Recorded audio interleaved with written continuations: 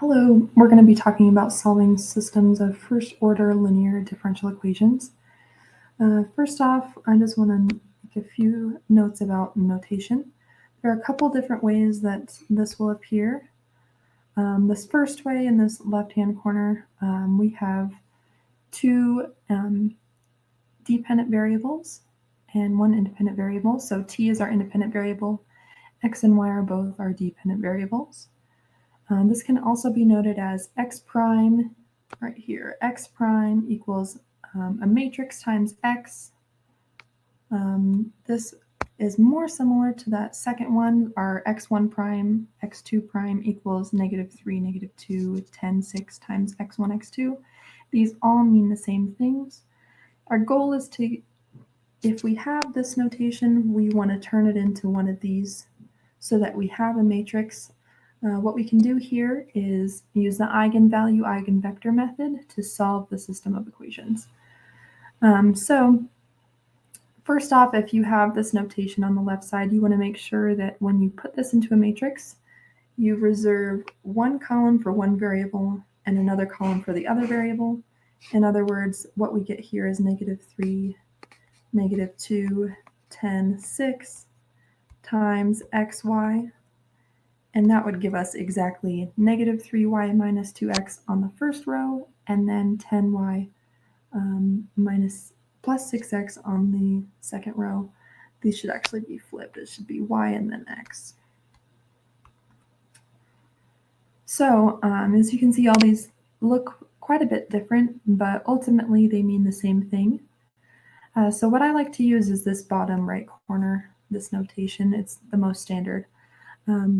The process for this is finding the eigenvalues of this matrix and finding the corresponding eigenvectors. So on a new board here, I'm just going to rewrite this.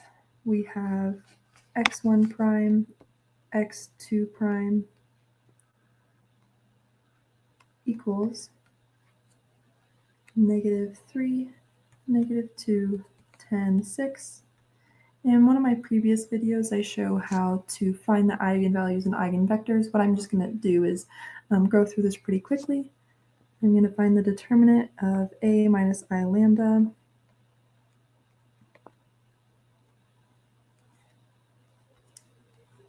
What I get here is lambda squared minus 3 lambda plus 2 equals 0. So my lambda equals +2 or +1. I'm going to substitute those values in to find my eigenvectors.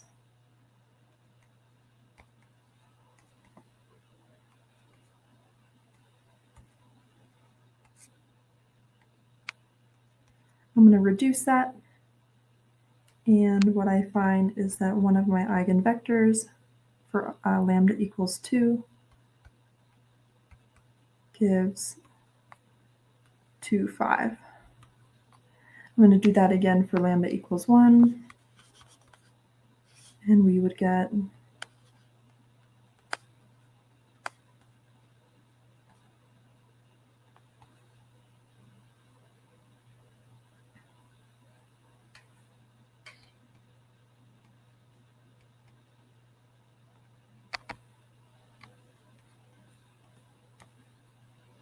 this, and we would get eigenvector.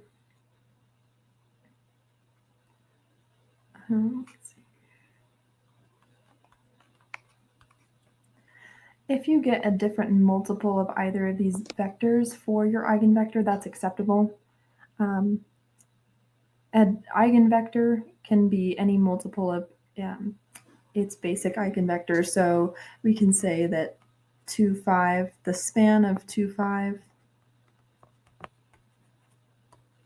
is the set of all eigenvectors, all possible eigenvectors for lambda equals 2, as long as we exclude the 0 vector. The 0 vector is not going to be an eigenvector. From here, we have our 2 eigenvectors. What we're going to do is plug this in for our solution. So just really quick to summarize, on the third page here, we have lambda equals 2. The corresponding eigenvector is 2, 5. lambda equals 1, the corresponding eigenvector is -1, 2. Again, you can have different multiples. You could have 1, -2 for that one. You could have -2, 4, as long as you have multiples. Keeping these as whole numbers is the nicest way to go, although you don't have to have whole numbers. So again, we're solving a system of equations. What we'll see here is that x prime, and again, our goal is to solve for x. So x1 prime, x2 prime equals, now we're going to use our homogeneous set of solutions. So we had our first root as 2, which means our first solution is c1 times e to the 2t times that vector 2, 5 plus c2 e to the, and then our other solution was 1, so e to the 1t. I'm just going to write that as e to the t times our second vector, -1, 2. And then from here, you're either done. This is the general solution. If you're given initial conditions, you'll want to plug that in. So let's say x0 equals 0, 1. Then what we want to do here is plug in 0. I'm sorry, x prime is 0. So we would get 0 equals, and then c1 e to the 2 times 0 is just c1, and then still times 2 here. And then c1 e to the 2 times 0 times 5 is 5, so I'm going to write that as 5c1. The second vector, when we plug in 0 to t again, this term will go away. That'll turn into 1, so we have -c2 and 2c2. And that's equal to 0, 1. So now you're just solving the system of equations. One thing you can do here is 2 of the first row, or 2 of this equation, add it to the second one. So we would get 0 equals 4c1 minus 2c2, and we're going to add that to 1 equals 5c1 plus 2c2. If you want, you can put this back into a matrix to solve the system of equations. That's really helpful when you have something other than just a 2x2 matrix. If you are looking at 3x3 or even 4x4s, it's a lot easier to put this into a matrix. So what we'll see here is when we add those together, we get 1 equals 9c1, so c1 equals 1/9. And then c2 equals equals positive 2/9.